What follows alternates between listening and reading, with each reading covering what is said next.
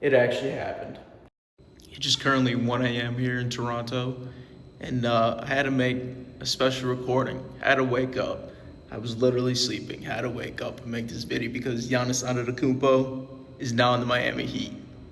The Miami Heat get Giannis and Bobby Portis, while the Bucks in return are getting Tyler Hero, Khalil Ware, Jamie Jacquez Jr., Jack Jonas, 3 first-round picks, 1 first-round pick swap, and a second-round pick. I wish I was recording at a better spot, but I'm literally sitting in the underground car park. I couldn't find a better spot to record. I knew a trade for Giannis was coming. I started to accept it as a Bucks fan. I started to accept it, be like, yeah, it's time. The era was over of the Chris Middleton, Brooke Lopez. That whole team around that 2021 era team was kind of disbanded, and it was just Giannis, Bobby Portis, and they tried to rebuild it. Adding Dame to it was a thing, but they tried to rebuild it, adding Kuzma and Miles Turner, and it just never worked out. It's never the same. It's never going to be the same chemistry. And so what John Horst, Milwaukee Bucks general manager, was thinking was like, okay, Giannis, love you, and Giannis requested the trade. He definitely needed to be in a new, system, a new organization where he can actually excel and not just continue to decline as the Bucks are doing. I was quite surprised that the two teams involved in these Giannis trade talks were the Heat and the Celtics.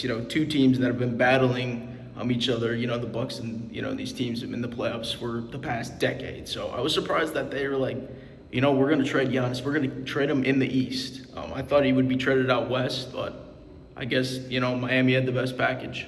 Pause on that. The Celtics package was on the table. It was there. It was Jaylen Brown and 2 first-round picks. Something that is definitely enticing, but John Horst and the Milwaukee Bucks know that. Yeah, Jaylen Brown, we're going to have him for a year or two, but he's probably not going to re-sign in the long term. He's going to go somewhere else. So let's get a bunch of young players, get a bunch of draft assets, and, rebuild something.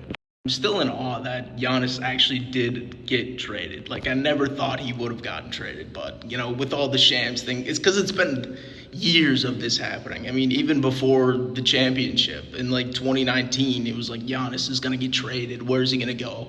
It was the whole thing, and then he re-signed, and then they won the championship. It was a couple years of that, and then it really started to pick back up, 2 years ago. But Giannis, where's he going next kind of thing, and it actually happened.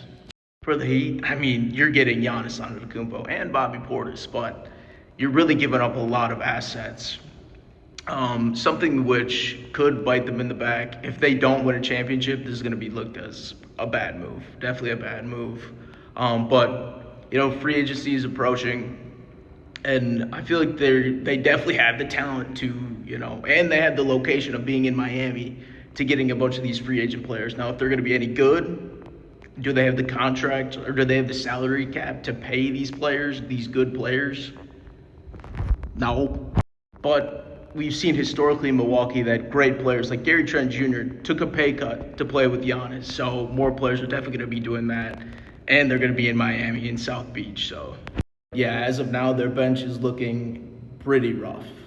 I'd be pretty surprised if the Bucks decided to not make any more moves nearing this NBA draft or just this offseason, because they have a couple players that don't really fit the scheme that they're moving towards. Like Kyle Kuzma doesn't really fit the scheme that they want. He's an older player that probably wants to be in a contender now. Miles Turner, I think the same way, and I kind of think the same way for their Tyler Hero, a guy who they just traded for. I think they're gonna try and ship him off for draft prospects or a younger guy to maybe a contender, maybe not Clippers aren't a contender, but that's a team up there, so a team with a better draft pick that they can throw one of their picks and then Tyler Hero in for. Something definitely a possibility.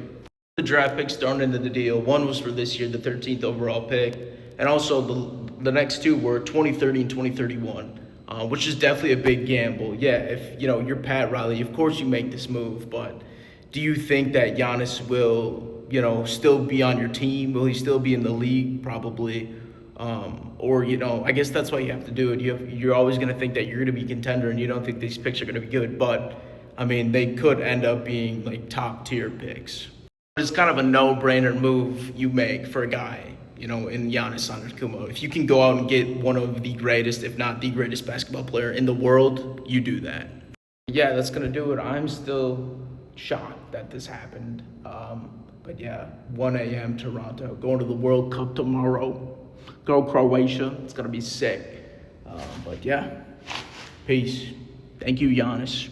And bye, reporters. And you guys for putting up with the audio and watching.